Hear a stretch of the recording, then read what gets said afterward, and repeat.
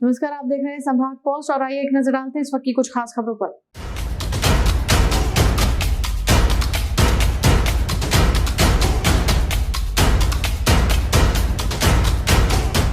प्रदेश सरकार के मंत्री प्रद्युम्न सिंह तोमर ने इंदौर में मीडिया से चर्चा करते हुए बिजली दर बढ़ाने को लेकर कहा कि उन्हें इस मामले में किसी भी प्रकार के प्रस्ताव की जानकारी नहीं है, लेकिन यदि खर्चे बढ़ते हैं तो बिजली की दर में भी वृद्धि होगी।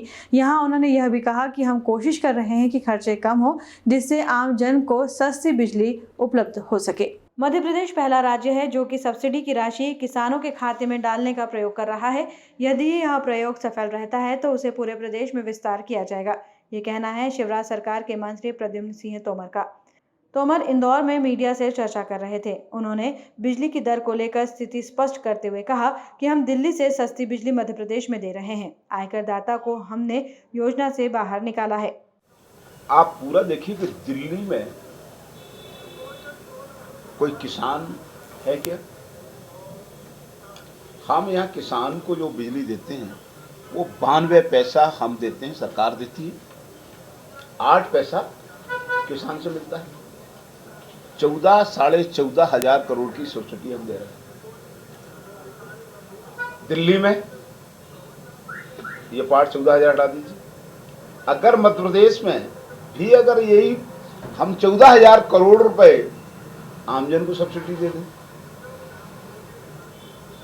दूसरा हम आमजनों को 4,500 करोड़ रुपए सब्सिडी दे रहे हैं।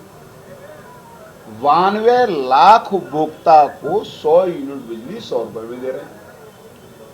एक उपभोक्ता पे लगभग 459 रुपए को समथिंग आपका हम सब्सिडी देते हैं। 100 रुपए उसको देता है तो 559 का पेमेंट। तो हमारा ये कहना है, ये कोई हम नहीं दे रहे, कोई पैसा हमारा थोड़ी है, हम तो ट्रस्टी है।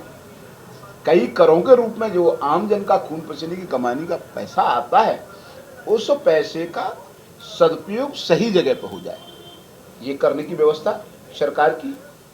तो उसी भावनाओं के तहत गरीब जिसके घर जरूरी है, लट्टू जले, उसका बेटा बेटी पढ़ सके, उसकी आमदनी के स्रोत कम है, तो उसे सब्सिडी मिलनी चाहिए और सरकार गरीब के साथ दे रही है।